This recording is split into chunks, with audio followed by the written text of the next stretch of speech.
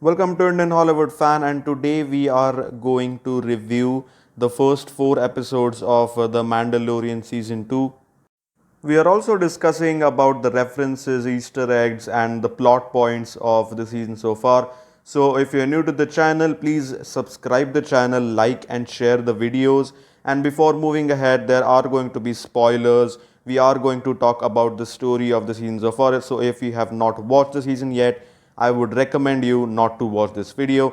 So let's get started directly with chapter 9, The Marshal. So the very first episode of season 2 is basically a western episode. Everything in this episode feels like the old American westerns, and basically that's what Star Wars was about in the beginning. And we are back on Tatooine, and Mando and Baby Yoda are tracking more Mandalorians, and then they cross paths with Cobb Vanth, who's played by Timothy Oliphant, who is a pretty great addition to the Mandalorian show in general.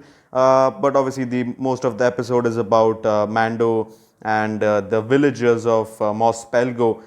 They defeat the Great Dragon, but then the ending is the most craziest part because we see Boba Fett alive. So he has survived the Sarlacc pit from Return of the Jedi. So we know it's him because he's played by Temuera Morrison, who also played Boba Fett's father, Jango Fett, in the prequel trilogy. So obviously we didn't get a lot of Boba Fett in the original trilogy back in the 1970s and 80s, but I think he's gonna get his own mini series or something. There are some rumors about it, so I'm pretty excited for that.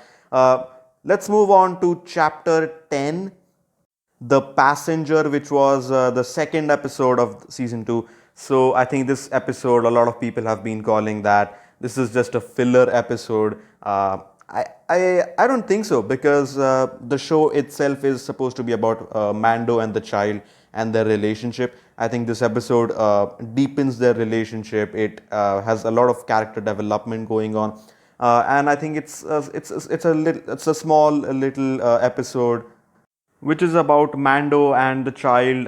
They're carrying a passenger, Frog Lady, and Baby Yoda keeps eating her eggs, which are like supposed to be the last of their kind or something.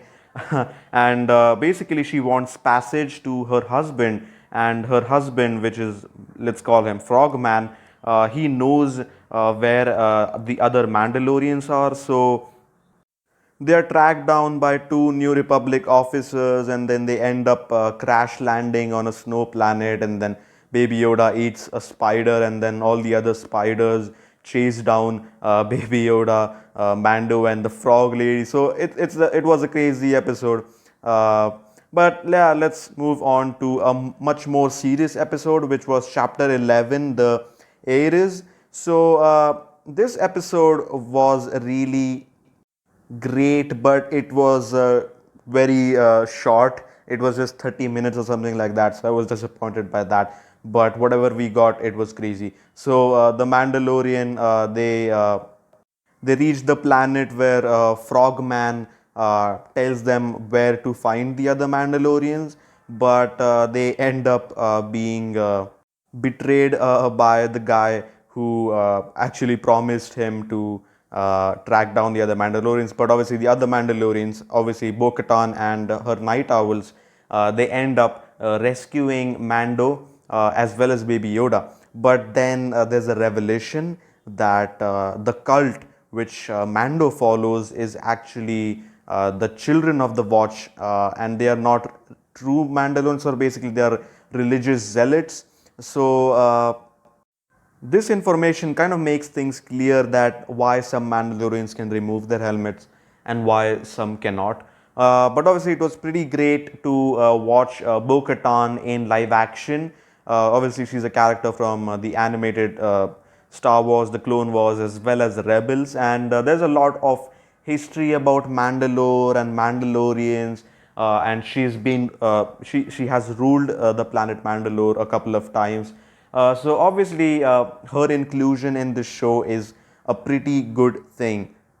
Moving on to chapter 12, The Siege. So, what looked like another filler episode ended up being one of the most important episodes of the show so far. So obviously this episode looks like Mando's ship is destroyed and then he needs repair, so he ends up coming back to Navarro. He meets his friends Cara Dune and Greef Karga. They have a mission for him and they blow up an Imperial base which is on the planet.